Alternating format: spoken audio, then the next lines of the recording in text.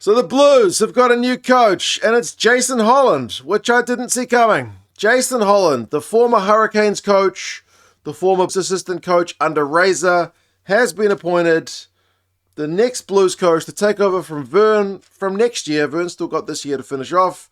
Jason's still with the Hurricanes as an assistant till the end of this season. But yeah, Jason's going to take over. I got mixed feelings about this because as a Blues fan, I'm hopeful that he'll do a good job and carry the team on from where Vern's left off. But I'm a little bit uninspired, to be brutally honest. Nothing against the guy. We'll go through his record with the Canes. I don't think it was that flash. And you guys can let us know your thoughts. As I said, I don't want to be too harsh on the guy. He took over at the Canes at a pretty tough time because they had just lost Bodie.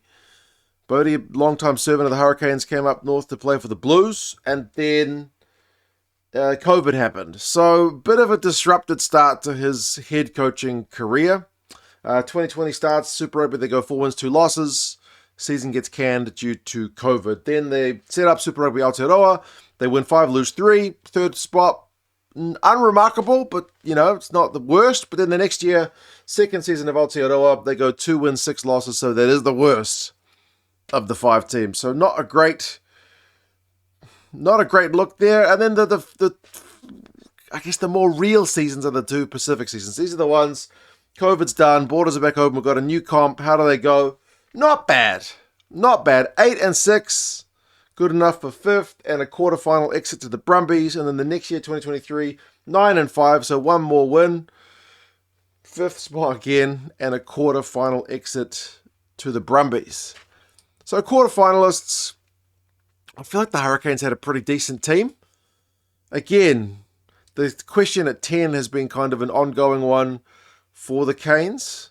They've got a bit more. They've got Ruben Love playing this season. Helps things look pretty sexy. Obviously, Brett Cameron's been out injured for them. So, yeah, like the Blues of old, like after Carlos, had issues without a leading kind of classy 10. So maybe the Hurricanes were in that camp as well for a while Jason was there. But yeah, none of these are remarkable records. But then he still managed to get the assistant coaching gig with Razor's All Blacks. And again, it's hard to read too much into that because of the amount of behind-the-scenes turmoil that was apparently going on. Like Leon McDonald didn't even last a year, did he? Before he put his hand up to leave. And then Jason wasn't going to stay on even if Razor had kept the All Blacks job. Jason had said, nah, I'm leaving the job at the end of the season. He was supposed to be partly in charge of the attack, and the attack under the ABs was not going great. But again, with what was going on with Razor in the background, who knows how much input he was actually having there. So I give him a crack at the Blues. I was excited when JK got the Blues job, and that turned out awfully. So my gut can be well wrong. I hope Jason has a good 3 years. 3 years is a nice, stable contract. It gives you a chance to build into things. He's like in his early 50s, so he's got a chance to take the team forward. Maybe get his reputation back a little bit after, as I said, the Razor era All Blacks, which won't be looked back on that fondly. But yeah, a chance with the Blues to impress. Hopefully he can take them to another level rather than just being like a quarterfinals team.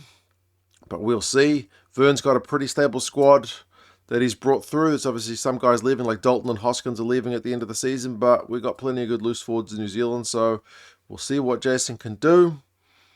You guys let me know your thoughts on the Blues appointment of Jason. Are you a little bit uninspired like me, or do you believe he can take it to another level from what we've seen of him in the past? You guys take care, and I'll talk to you guys again soon. See you later.